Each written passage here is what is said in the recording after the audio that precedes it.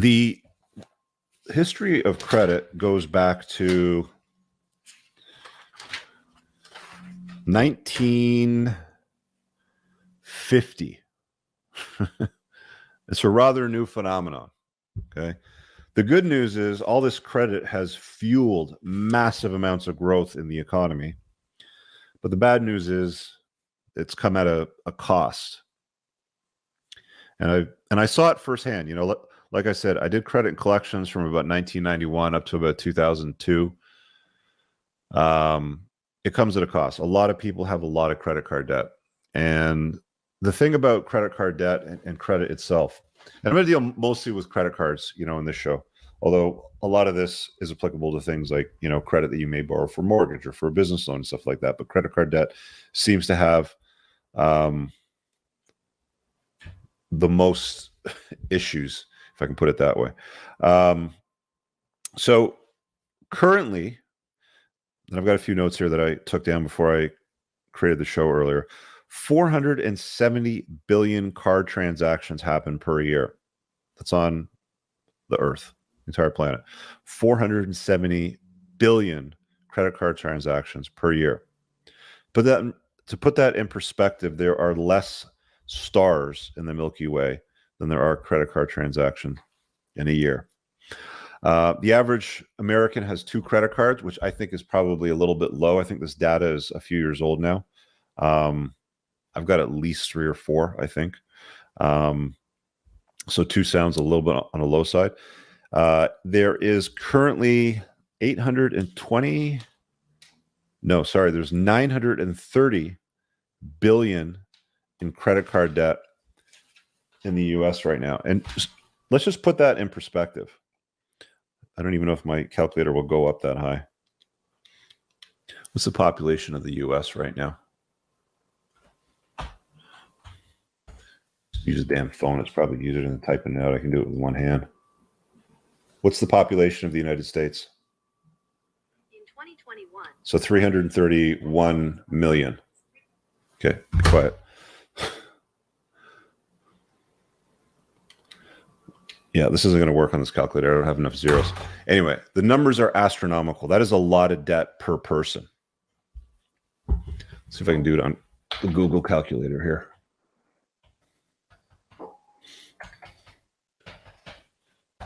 Okay.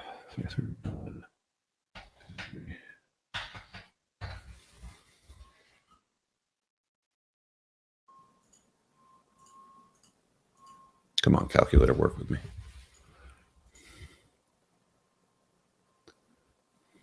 Yeah, we're talking 28,000 per head. So 1950, we went from a cash-only economy. In some places, there was layaway. That was where you would go to a store. My granddad used to tell me the story. He wanted to go get like a sweater or something like that. You go to the store at Marks and Spencer in the UK, put down a quid, go back the next week when you got your next paycheck, or 2 weeks when your next paycheck came in, put another quid down. And in a few weeks, when you paid it off, whatever, 4 or 5 quid at the time, they would take the sweater home, sort of thing. In 1950, it changed with the Diners Club card. This guy, Frank McNamara, was the guy that invented the first credit card. Apparently, he was at a restaurant and forgot his wallet and saw a need. He was a marketer, as a businessman, and he saw a need for a credit issuing card. So in 1950, Diners Club card was invented. That's probably one of the oldest credit cards. Well, that is the oldest credit card. But he built it around specifically restaurants, hotels, and rental car companies were the first establishments to accept the Diners Club card.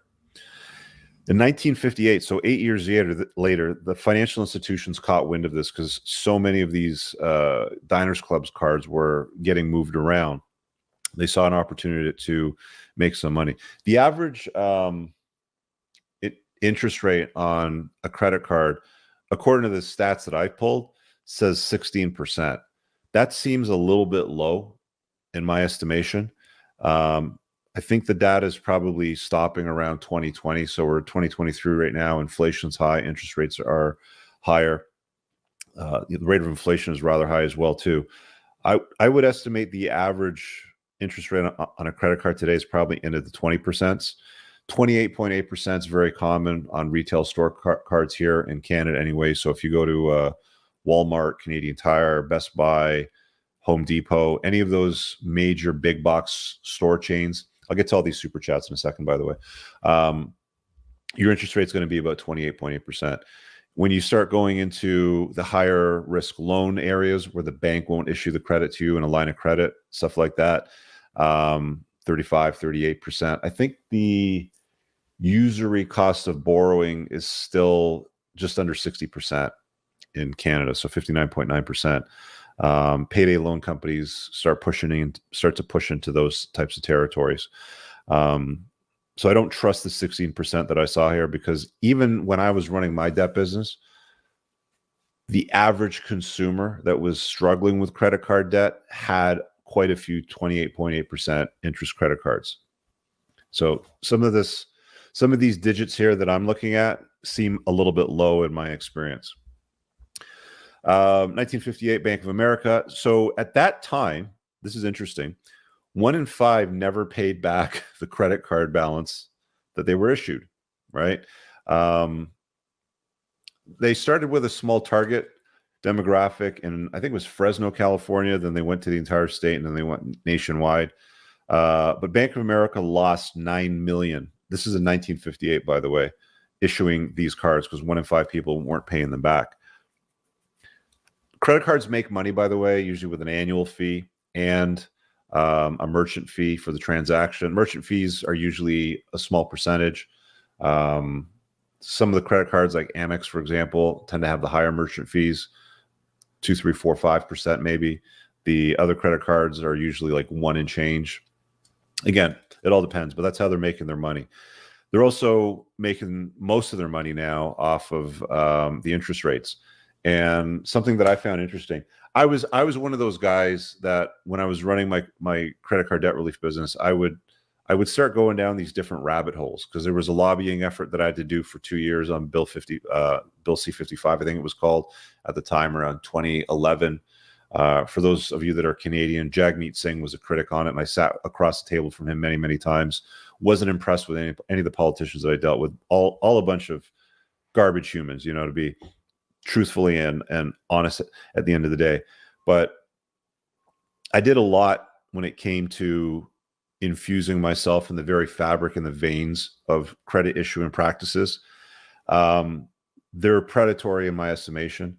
They would strategically issue credit cards to the youth, because they knew that you give a 21-year-old a credit card versus giving a 61-year-old a credit card.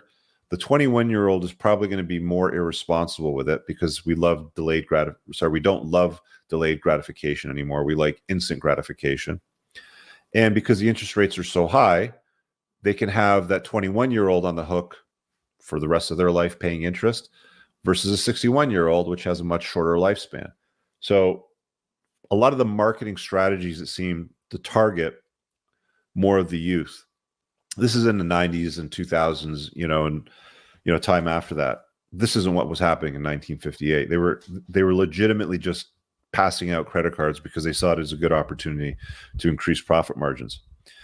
Credit cards were then introduced in Europe, starting in London by Barclays Bank in 1966, but it was marketed as a status symbol to the super rich. So the English have a different approach to credit card debt. So for example, in 2019 in the US, there's $930 billion worth of credit card debt outstanding, but the United Kingdom has less than $100 billion in credit card debt. Granted, it's a smaller country, but proportionately, it doesn't align with the amount of debt that's outstanding. I always found it interesting, how cheap the English were always considered. They were always mocked for being. They used to call them stingy. The Europeans that would come and visit the English or in England, or to immigrate into England, especially if the women started dating the men, they used to mock them and call them stingy and stuff like that, because they wouldn't spend a lot of money. They wouldn't turn on the heat in the house. So so in the United Kingdom, they have a different philosophy when it comes to money. It's considered over there shameful to have debt to some degree, and I think it seems to translate into today's world, because clearly the amount of debt that's outstanding over there is a lot less than what it is in the United States. Getting back to my notes over here. Another thing I found interesting was that studies have shown that so if you have the choice between pulling cash or your debit card out and buying with what's in your bank account, or buying on credit and paying it back in 30 days, you'll spend up to 100% more than paying with cash if you use credit. McDonald's studied this very, very closely, and they determined that 55% more was spent at their restaurants when people were encouraged to use credit cards over cash. So like the psychology of people using credit is insane. MIT did a study that showed there's a massive release in dopamine when buying things with credit versus cash. Interesting that is, eh? Tonight's beverage is it's a bone broth. I'm trying to increase my protein intake, so probably about 15 to 18 grams of protein in the bone broth, but it actually tastes pretty good. It's like a chicken spicy Thai sort of bone broth. You mixing some beef broth in there. It's good stuff. Anyway, so that's a little bit of the history of credit card debt. By the way, China. So the United States has $930 billion worth of debt as of 2019. In 2019, China has $1.23 trillion worth of credit card debt. Russia started issuing credit cards, it looks like in the 70s. They're used worldwide. Let's just call it what it is. You know, they're used worldwide. They're a very, very effective tool. Now, going back to what I was talking about earlier, I was one of those guys that would, you know, I would deal with a lobbying effort. I would deal with the creditors. I would deal with the collection agency. I would audit calls. And I also did it on the other side of the spectrum when I was running my credit card debt relief company, because rather than dealing with credit card companies or student loans or car loans or sundry items, they collect on everything in collection agencies. One of the items that was highly contested, or like seriously problematic for the banks at one point, I don't know if it still is today, if they still allow it or not, but they used to have these sundry items. And what this was is that, you know, when you go to an ATM and you put your paycheck in an envelope and you put it in the bank, and then you could make a withdrawal for, you know, let's say that check was for $1,000 and you wanted to pull out $200 or $300, you could go and do that. I've never done that before, but that was done a lot by people, except for what they would do is they put empty envelopes into the ATM, and then they would make a withdrawal. So they never actually deposited a check, or they would put in a fake check or an unsigned check, or just a piece of paper sometimes in the envelope, because the envelopes had these little holes. So there was readers in the machine that would try to like pick up that there was something in the envelope. So they try to counter it with that. So there's all this like counter push pull that's done with credit card companies and credit issuers. And at the end of the day, it never really seems to cost them any money, does it? Right? Like, I really hope you guys enjoyed that clip. If you want to watch the full-length podcast, you can find that over here, that clip's from. If you're newer to the channel, make sure you hit subscribe over here, and pin down below in the top comment, you'll find a bunch of useful links to my website, my supplement line, books, and a bunch of other stuff. Have an amazing day. Peace out.